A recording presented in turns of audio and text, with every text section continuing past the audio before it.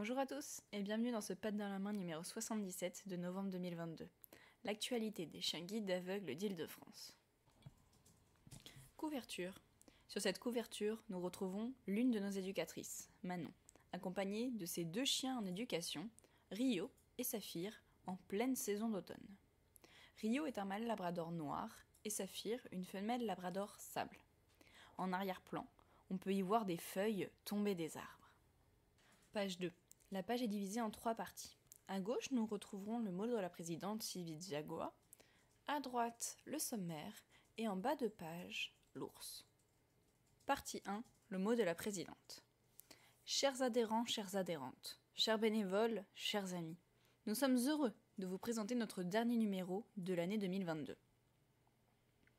Nous ne pouvons pas introduire ce 77e numéro sans effectuer un retour sur notre incontournable fête des chiens guides d'aveugles.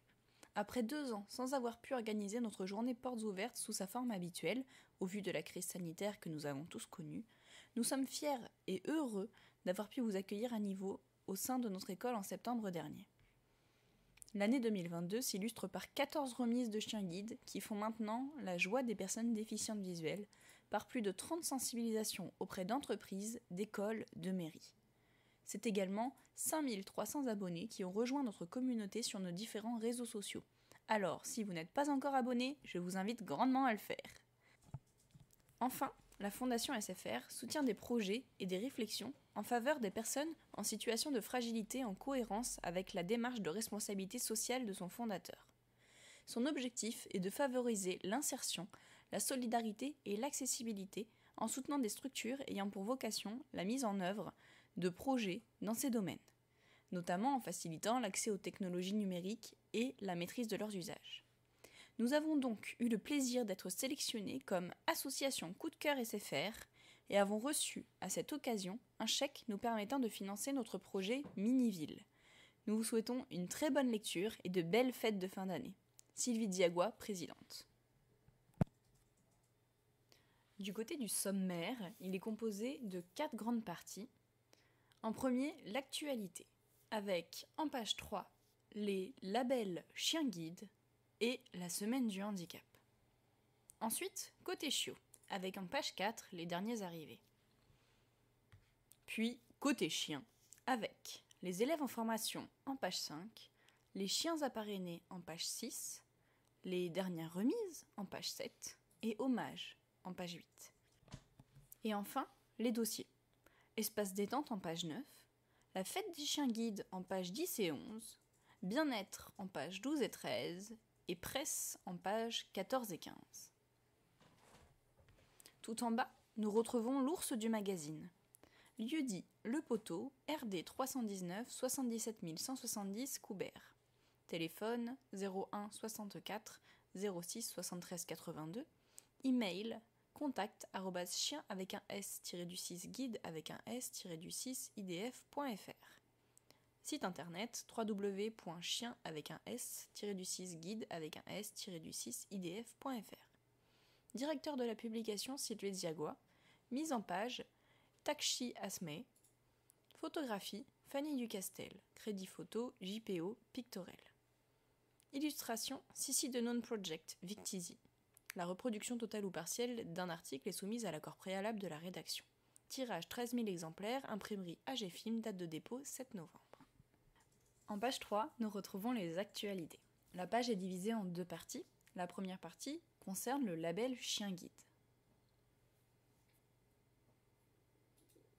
Lancement du label national Chien Guide France porté par la FFAC et ses associations fédérées. Que nous soyons maîtres de chiens guides, éducateurs, salariés, bénévoles ou donateurs, nous représentons une communauté engagée en faveur d'un monde inclusif. Raison pour laquelle la Fédération française des associations de chiens guides et ses 11 associations affiliées ont décidé de créer le label Chien Guide France. Association membre du réseau Chien Guide de France, nous nous engageons dans des missions et valeurs communes, qui sont des éducateurs et éducatrices en possession du diplôme officiel d'éducateur spécialisé de chien guide reconnu par les pouvoirs publics et remis par la FFAC. Le plus grand respect des chiens, de leur naissance jusqu'à leur retraite. Un accompagnement gratuit personnalisé et sur le long terme des maîtresses et maîtres de chiens guides grâce aux bénévoles, salariés, familles d'accueil, éducateurs et moniteurs. Et enfin, une action de plaidoyer pour défendre les droits des personnes déficientes visuelles et de leurs chiens guides, notamment en termes d'inclusion et d'accessibilité dans notre société. En partie 2, la semaine du handicap.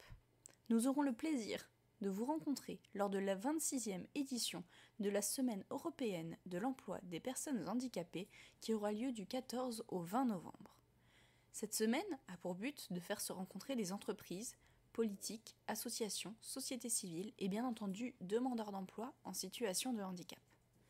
Nous serons présents dans différents départements, Val-de-Marne, Seine-et-Marne, Paris et autres, afin de faire sensibiliser le public à la cause des déficients visuels et au métier de chien guide. Vous aussi, vous souhaitez que les chiens guides d'aveugles d'Île-de-France interviennent dans votre structure ? Contactez l'équipe de communication au 06 24 12 47 01 ou par mail events @chien avec un s -du-6 guide avec un s -du-6 idf.fr. Page 4, côté chiot. La page est divisée en 2 parties. Toujours aussi mignons et encore plus craquants les uns que les autres, ces chiots seront les pensionnaires de notre école. Ils seront soutenus par nos éducateurs pour commencer leur formation de chien guide. Avant leur rentrée en école, nos formidables familles d'accueil bénévoles commencent la prééducation, les socialisent et leur font découvrir tout type d'environnement, restaurants, transports, commerces, marchés, etc. Vous pouvez retrouver 5 photos de nos nouveaux petits loulous dans les bras de leur famille d'accueil. Sur la première photo, nous avons Twist, qui est un labrador mâle noir. Sur la deuxième, nous avons 3 autres petits loulous, Taiko, Tipi et Tika. Un mâle et 2 femelles labrador sable. Sur la troisième, Tribal, femelle labrador sable. Et sur la quatrième photo, c'est Toupi, qui est un berger allemand.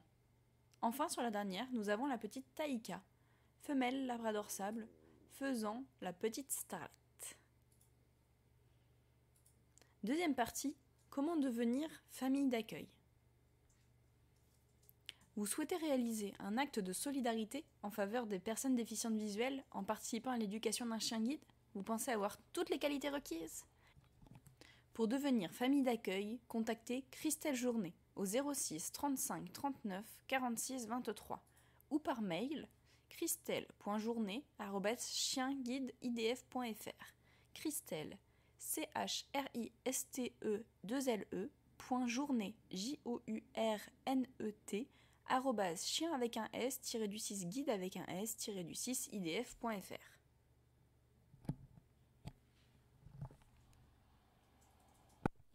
Page 5, côté chien, les élèves en formation. Introduction. Être le parfait chien guide demande du temps, de la rigueur, mais aussi beaucoup d'affection. Avec le soutien de nos éducateurs, nos élèves chiens guides travaillent chaque jour pour assimiler les 50 ordres qui guideront leurs futurs maîtres dans leurs pas. Le certificat d'aptitude CAG validera leurs compétences aussi bien en milieu urbain qu'en milieu rural. Rencontre avec des chiens en éducation.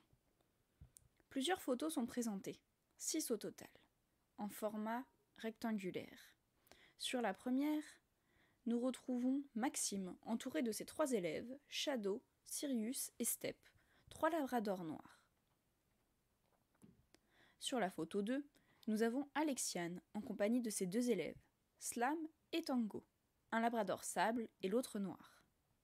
Sur la troisième photo, vous retrouverez Manon, avec Rio et Saphir, sous une pluie de feuilles. L'un est couleur sable, l'autre est couleur noire.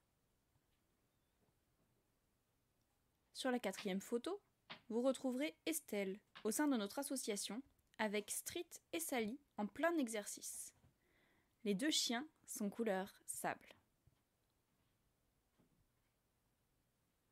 Sur la 5e photo, nous assistons à une balade entre Chloé, éducatrice, et ses 2 élèves, Stuart et Silky.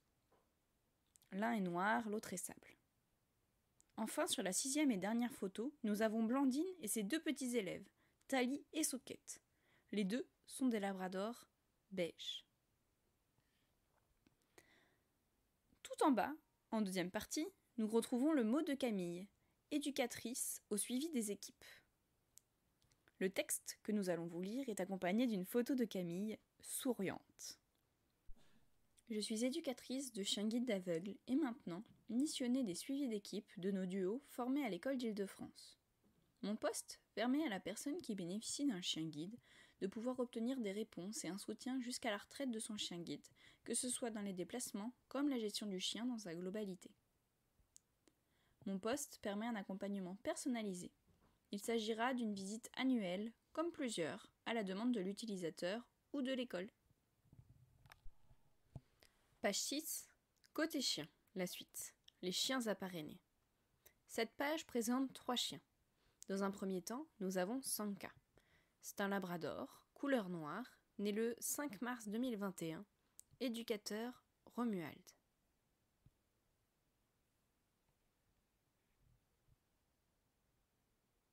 Sanka est une chienne adorable, dynamique et qui adore le travail. C'est une chienne petit, format, taille, corpulence, volontaire, et elle est toujours prête pour de nouvelles aventures. Elle accorde également une grande importance à son référent, Romuald, éducateur de Sanka. Dans un second temps, nous avons Slash.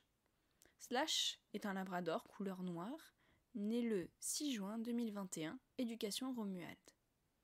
Affectueux, Slash adore les petites gratouilles et par-dessus tout jouer à la corde.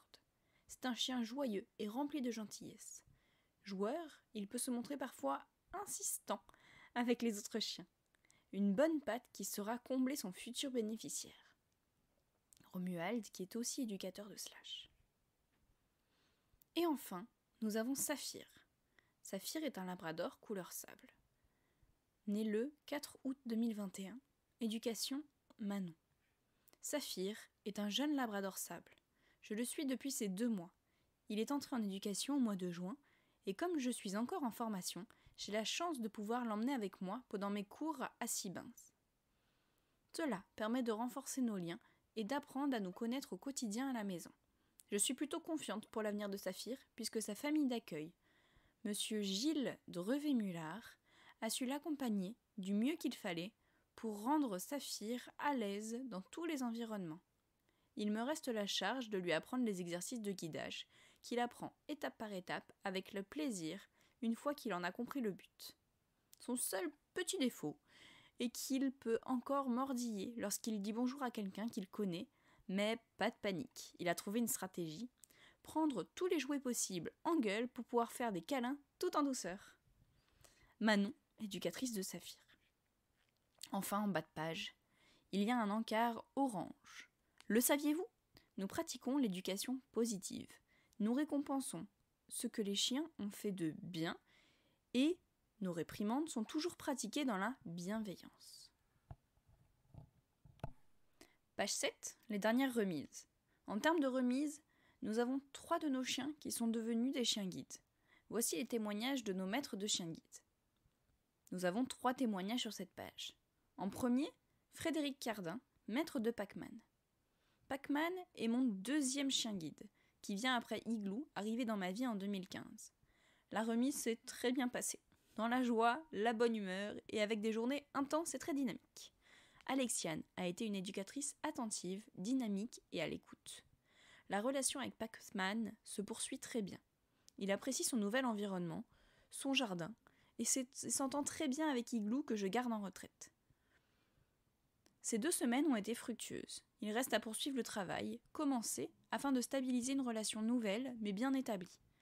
Merci à vous pour ces moments qui contribuent à une autonomie plus grande et à une flexibilité de trajet inégalable. Ce témoignage est accompagné d'une photo de Frédéric, avec Pac-Man, dans les transports en commun.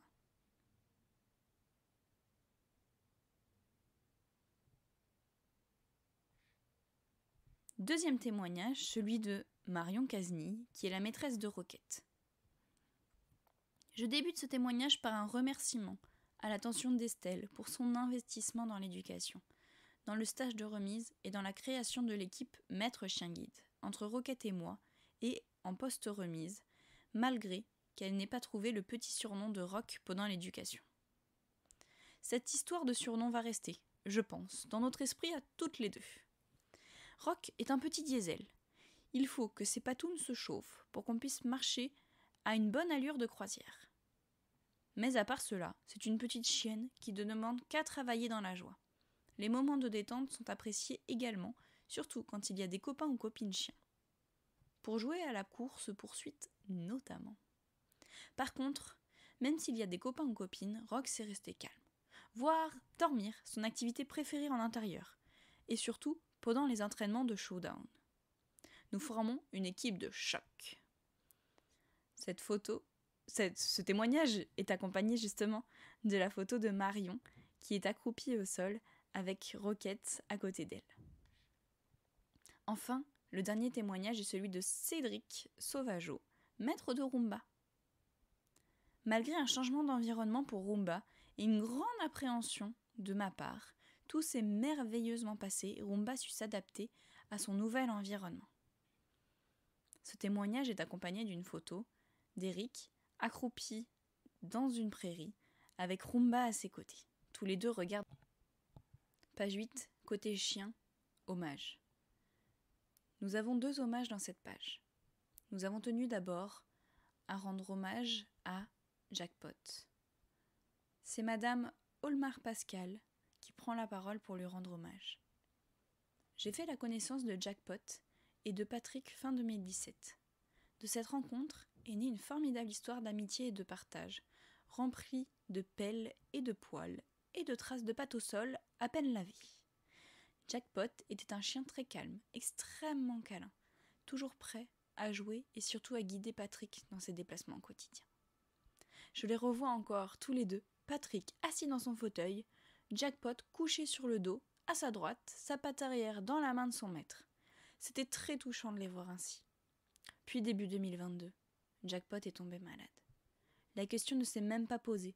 Il faisait partie de ma famille de cœur. Il était normal que je l'accompagne avec Patrick dans cette malheureuse aventure. Aujourd'hui, mon gros pépère n'est plus là.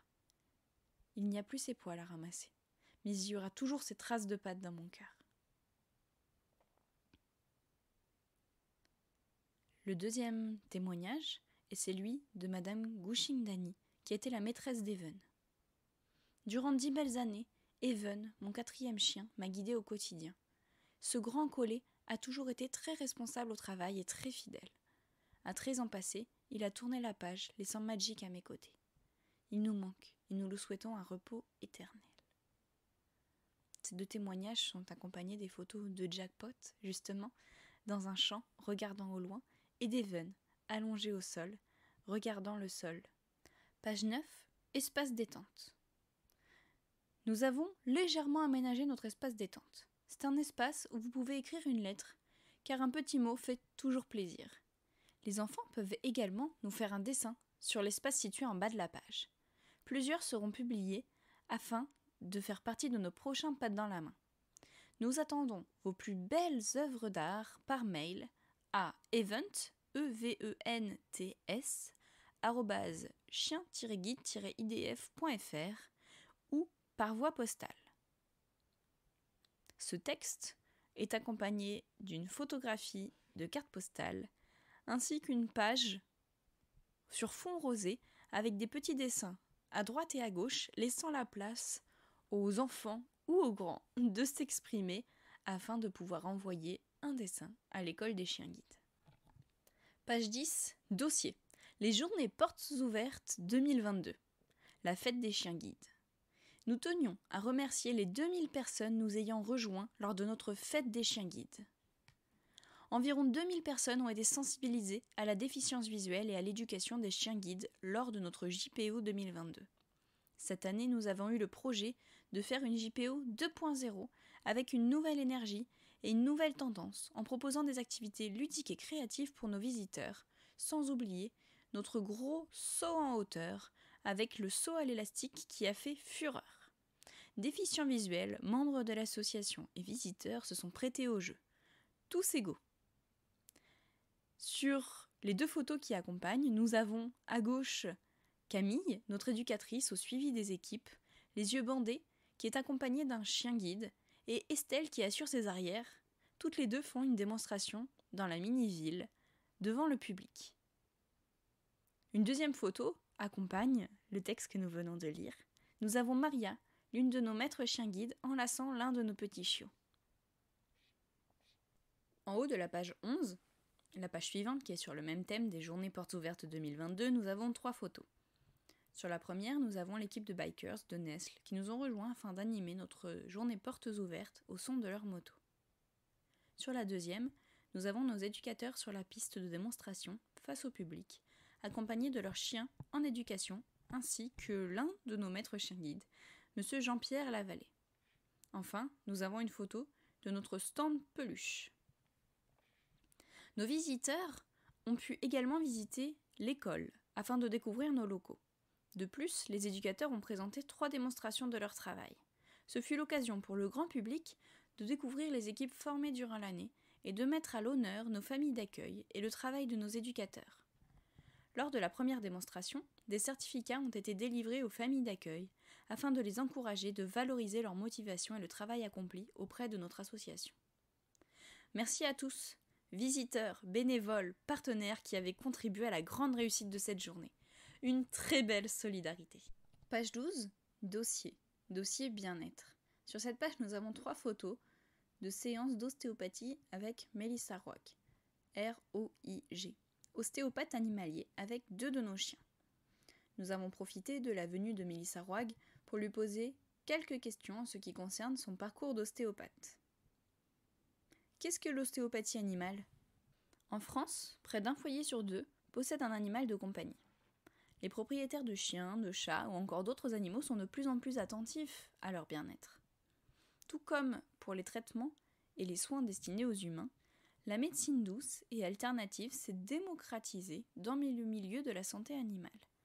Il s'agit de manipulations ayant pour but de prévenir ou de traiter des troubles fonctionnels du corps de l'animal, à l'exclusion des pathologies organiques qui nécessitent une intervention thérapeutique, médicale, chirurgicale, médicamenteuse ou par agent physique. Ces manipulations sont musculo-squelettiques et myofaciales, exclusivement manuelles et externes. Pour la prise en charge de ces troubles fonctionnels, les personnes réalisant des actes d'ostéopathie animale effectuent des actes de manipulation et des mobilisations non instrumentales, directes et indirectes non forcées. Définition du CNOV. Les personnes réalisant des actes d'ostéopathie animale effectuent des actes de manipulation et des mobilisations non instrumentales, directes et indirectes non forcées.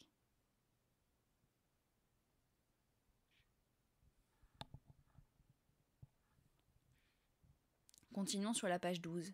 Quel parcours pour être ostéopathe ? Il faut intégrer une école spécialisée après le bac, scientifique de préférence. La durée des études est de 5 ans, examen compris, pour pouvoir exercer le métier d'ostéopathe. Sinon, impossibilité d'exercer la profession. La profession d'ostéopathe animalier s'exerce sous un statut libéral.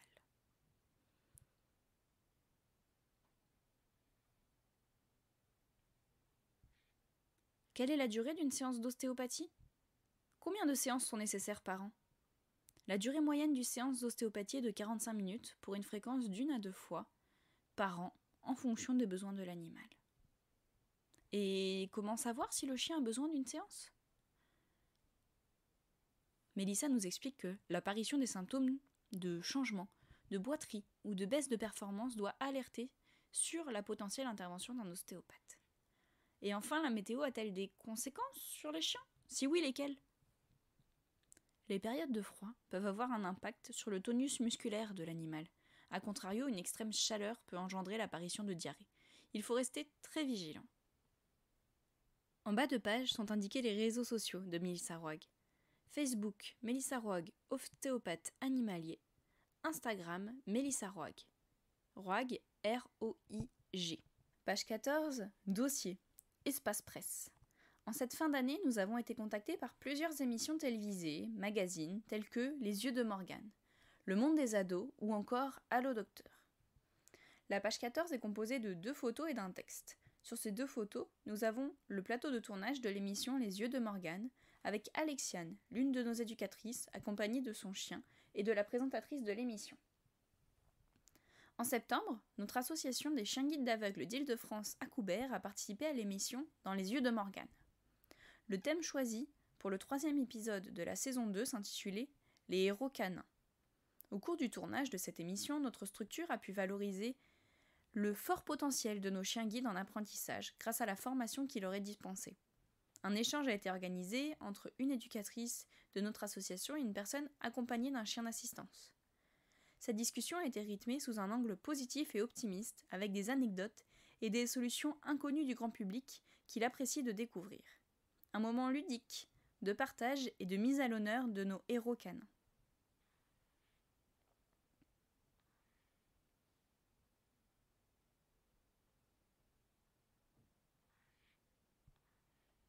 Page 15, c'est la suite du dossier Espace Presse. La page est composée de 2 photos, une de Ruby sur le plateau de France 5, ainsi qu'une autre derrière le plateau de l'émission. Nous avons également le résumé de ces journées. Nous avons pu avoir un extrait de l'article du Monde des ados. Le résumé de l'article est le suivant. Nous avons été conviés à l'école des chiens guides d'aveugles d'Île-de-France pour suivre le temps d'une journée Romuald, éducateur, et Ruby, jeune femelle labrador, noire, qui travaille main dans la patte au service du handicap visuel.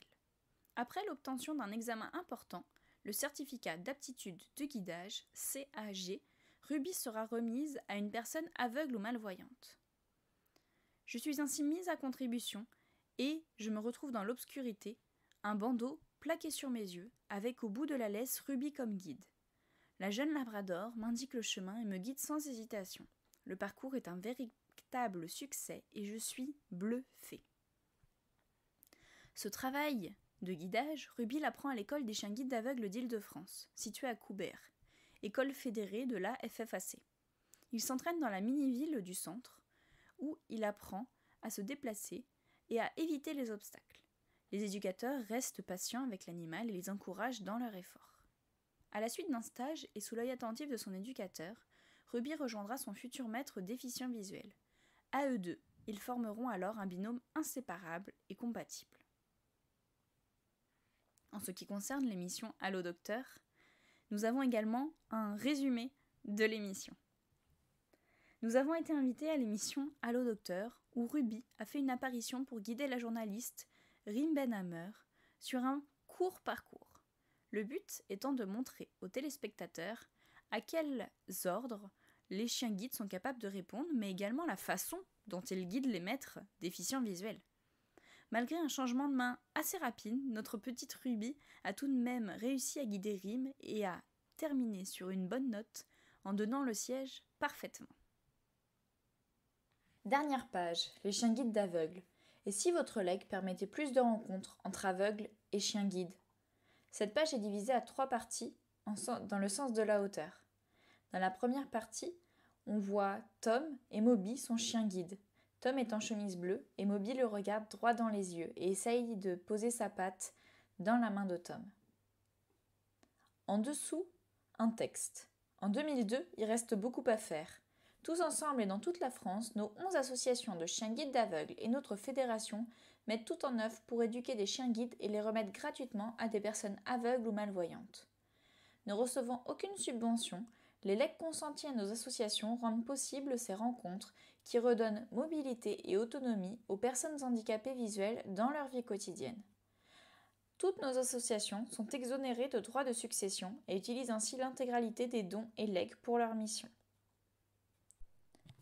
Dans cette même partie 2 qui est au centre de la page, sur le côté droit, on peut voir une carte de France sur laquelle on observe le logo de chaque école fédérée et les logos qui sont accompagnés d'un texte suivant.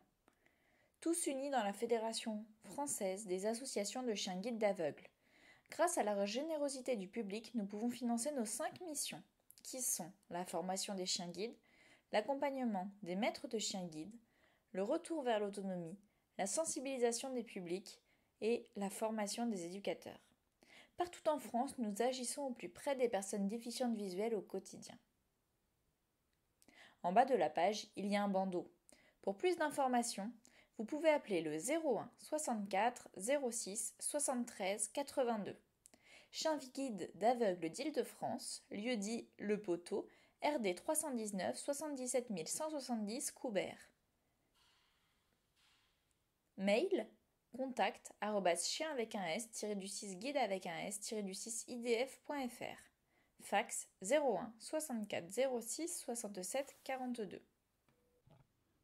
L'enregistrement de ce Pas dans la main numéro 77 est déjà terminé. C'était Chloé Boeuf, bénévole à l'association des chiens guides d'aveugles d'Île-de-France. Nous espérons, avec toute l'équipe de l'association, que cet enregistrement vous a plu et nous vous donnons rendez-vous pour le prochain magazine. Dans l'attente, nous vous souhaitons de très belles fêtes de fin d'année. À bientôt!